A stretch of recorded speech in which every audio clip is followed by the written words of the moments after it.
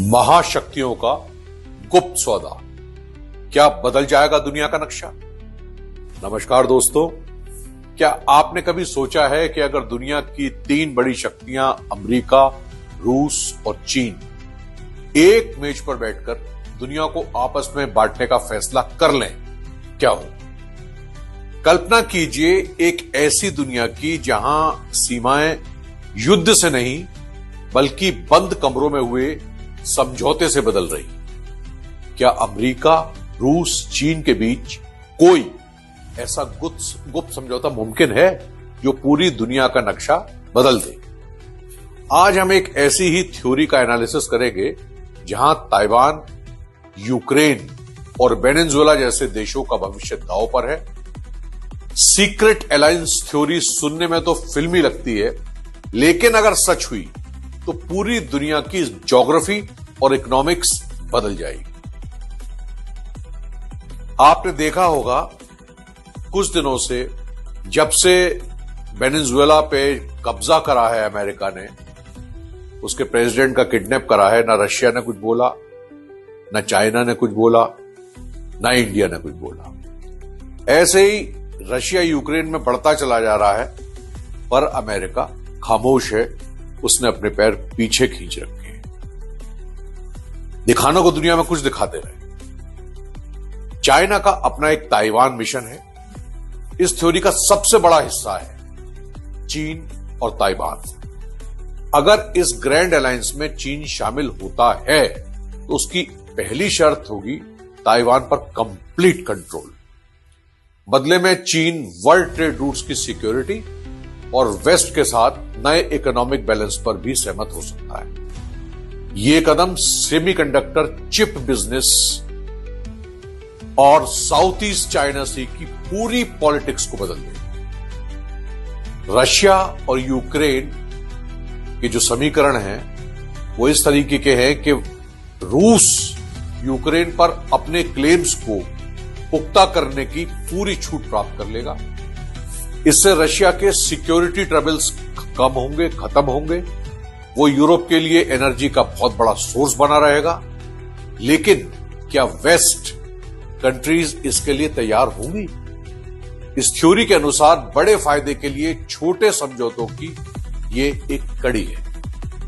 इस थ्योरी के अकॉर्डिंग यदि अमेरिका रशिया को यूक्रेन पर कंप्लीट कंट्रोल की साइलेंट कंसेंट दे दे तो रूस की यूरोप में पकड़ मजबूत हो जाएगी।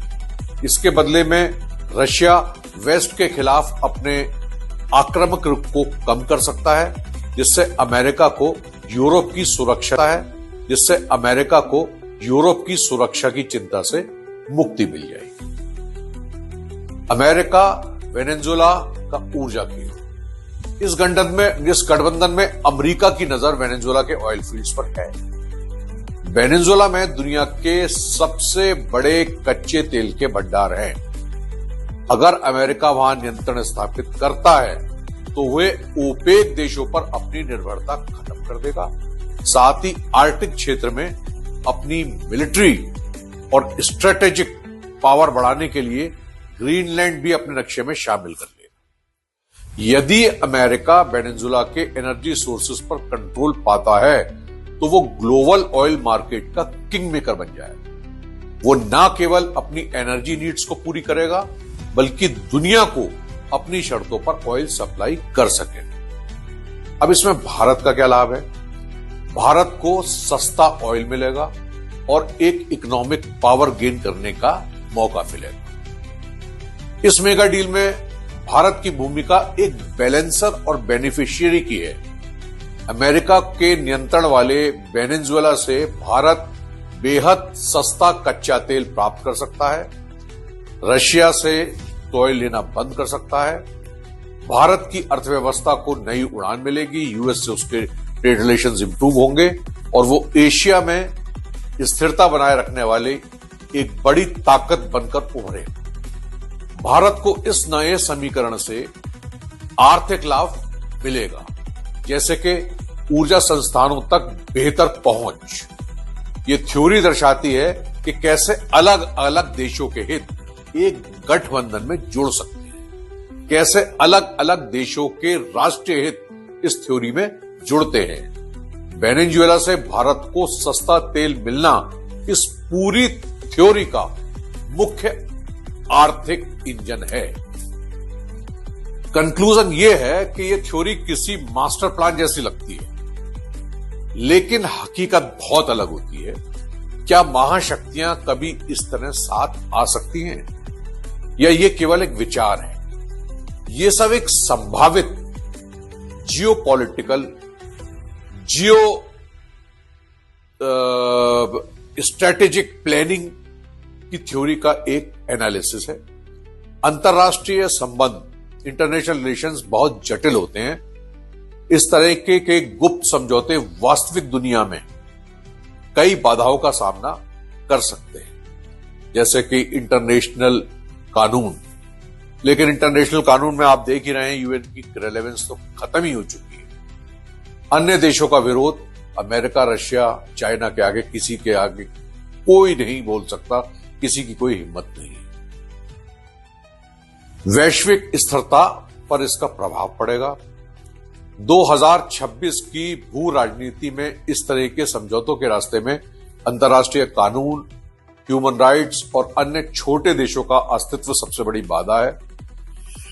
ये थ्योरी देशों के बीच जीरो सम गेम के बजाय कोऑपरेटिव एक्सपेंशन पर आधारित है।